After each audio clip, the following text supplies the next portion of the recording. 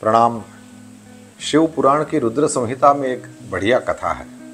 भगवान महादेव की अपनी गौशाला में वे विश्वकर्मा को बुला करके एक भवन बनवाते हैं। उसका नाम गोलोक धाम है।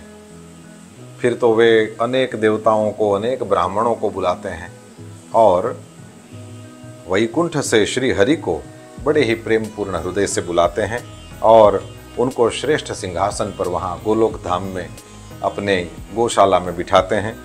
उनके मस्तक पर मनोहर मुकुट ये बांधा गया, उनसे मंगल कौतुक कराए गए और इसके बाद में स्वयं महेश्वर ने ब्रह्मांड मंडप में श्री हरि का अभिषेक किया। इसके बाद में उन्होंने अपना वो सारा ऐश्वर्य प्रदान किया जो किसी दूसरे के पास नहीं था।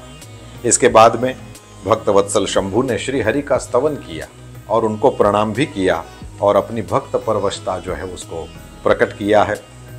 इसके बाद में भगवान महादेव ने विष्णु भगवान को अनेक वरदान दिए। ये सारे के सारे गुण भगवान विष्णु में हैं और चातुर्मास्य के उपलक्ष्य पर हम पुराण प्रसाद के द्वारा भगवान के उन लक्षणों का भी श्रवण करें।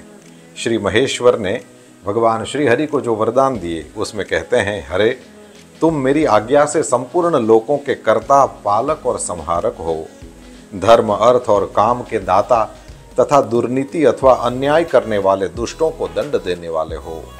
महान बल पराक्रम से संपन्न जगत पूज्य जगदीश्वर बने रहो। समरांगण में तुम कहीं भी जीते नहीं जा सकोगे, मुझसे भी तुम कभी पराजित नहीं होगे। तुम मुझसे मेरी दी हुई 3 प्रकार की शक्तियां ग्रहण करो। एक तो इच्छा आदि की सिद्धि, दूसरी नाना प्रकार की लीलाओं को प्रकट करने की शक्ति और तीसरी तीनों लोकों में नित्य स्वतंत्रता। हरे, जो तुमसे द्वेष करने वाले हैं वे निश्चय ही मेरे द्वारा प्रयत्न पूर्वक दंडनीय होंगे। विष्णु, तुम्हारे भक्तों को मैं उत्तम मोक्ष प्रदान करूंगा। तुम इस माया को भी ग्रहण करो जिसका निवारण करना देवता आदि के लिए भी कठिन है और जिससे मोहित होने पर यह विश्व जड़ रूप हो जाया करता है। तुम यहाँ रह करके यानी इस गोलोक धाम में रह करके विशेष रूप से संपूर्ण जगत का पालन करो। नाना प्रकार की लीलाएं करने वाले विभिन्न अवतारों द्वारा सदा सबकी रक्षा करते रहो।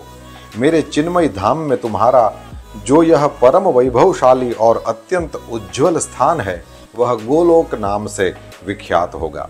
हरे, भूतल पर जो तुम्हारे अवतार होंगे वे सबके रक्षक और मेरे भक्त होंगे।